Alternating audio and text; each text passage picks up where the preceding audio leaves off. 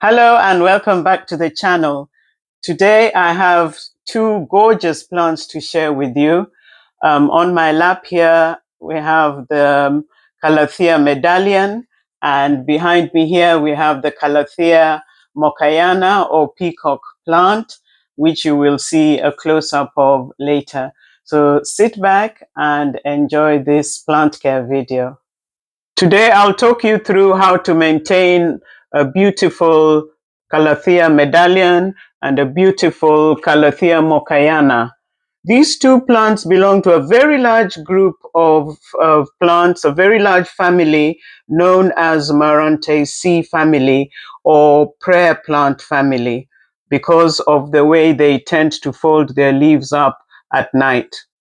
There are about 45 indoor Calatheas in the world, and I have 6 or 7 in my house. I've grouped these two together because their needs are very, very similar. Calathea medallion has beautiful emerald green and creamy leaves on the top, and the bottom of the leaves are a dark violet or maroon color. Absolutely beautiful.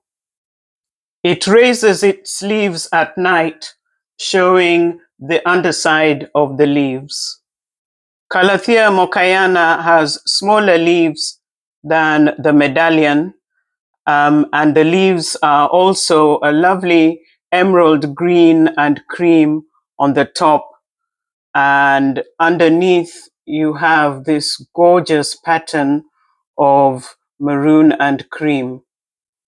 The Mokayana folds its leaves even more prominently in the dark. This sleeping movement of plants in response to the onset of darkness is called nyctinasty, and a lot of plants do this. You'd see them twitching in the evening when it starts getting dark. These plants are native to the deep, humid tropical rainforests in Central and South America, and they absolutely love consistent high humidity. These Calatheas have a reputation for being dramatic, high-maintenance divas. Today I'm going to help you crack the code on Calathea care so that they don't end up like this one, which was my first Calathea, and this is Calathea medallion, and it ended up like this because I didn't follow the 3 rules correctly. So let's see if we can make sure that your plants arrive in your living space looking like this, nice and lush and happy and thriving, and not ending up like this. We want to maintain this beautiful look that they should have. So the 3 rules are correct lighting, correct watering methods, and also the ultimate humidity hack that costs very, very little. So stick around because actually number 3 is probably the most interesting one of all. Many people think, oh, tropical plants equals tons of sunshine. Not for all tropical plants, not for these two. In the rainforest, these plants live under a massive canopy of trees. Direct sunlight will literally bleach their beautiful, gorgeous patterns right off the leaves and scorch them to crisps. They prefer medium to bright, indirect sunlight. A window ledge is ideal, and so is an area of the room that receives lots of light all day. This position here, which is right next to a balcony door, is also perfect. My Calatheas actually live right here, and they're very, very happy because this area of the room gets enough light all day long. Rule number 2 is watering. Calatheas hate chemicals, and watering them with tap water straight from the tap with all the chemicals, including chlorine, will heavily affect the plant. Use distilled water, rainwater, or tap water that has been sitting in an open container for at least 24 hours, if not more. Many plant owners struggle with knowing when to water their plants. with these two plants, never let the soil dry out completely. You can use your finger to test the soil to see if it is dry and ready for watering. You can also use a stick. Doesn't matter what kind of stick it is.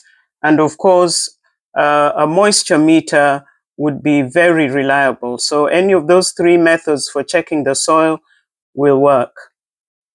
You can use the top watering method, where you water the plant from the top quite generously until the water seeps right through the drainage holes, and then you give it a shake like that. Give it a shake, and then that's that plant watered. You can also use the bottom watering method, where you put the pot inside a large saucer of water for about 15 to 20 minutes and just keep topping it up until the plant has taken in what you think is enough water. Never leave your plant sitting in a saucer of water, because once the roots are saturated, the plant doesn't need any more water, and what you'll get is root rot.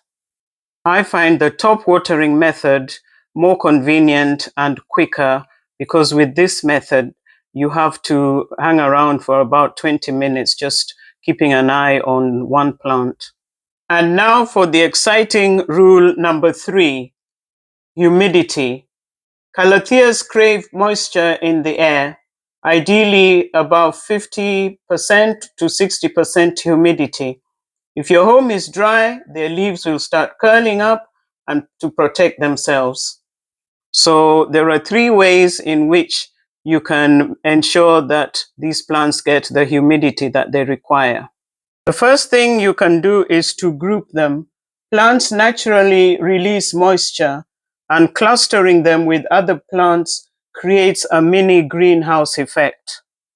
The second thing you can do is relocate them to the bathroom or the kitchen, where the steam from the baths or shower and the cooking will naturally boost their humidity.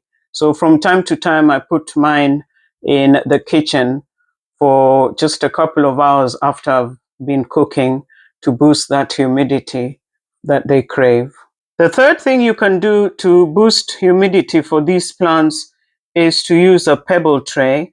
And you can actually make your own pebble tray by just filling the saucer that the pot sits in with pebbles and some water.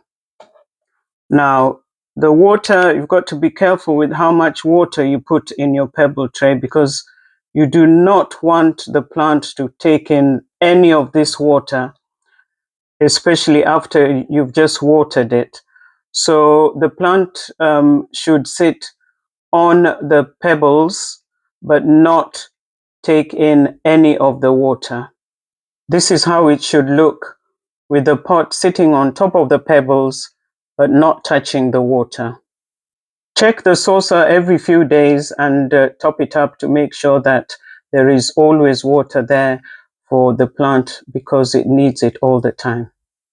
The main troubleshooting signs that I've seen with these plants is this curling of leaves, and it could be a sign of either underwatering or overwatering.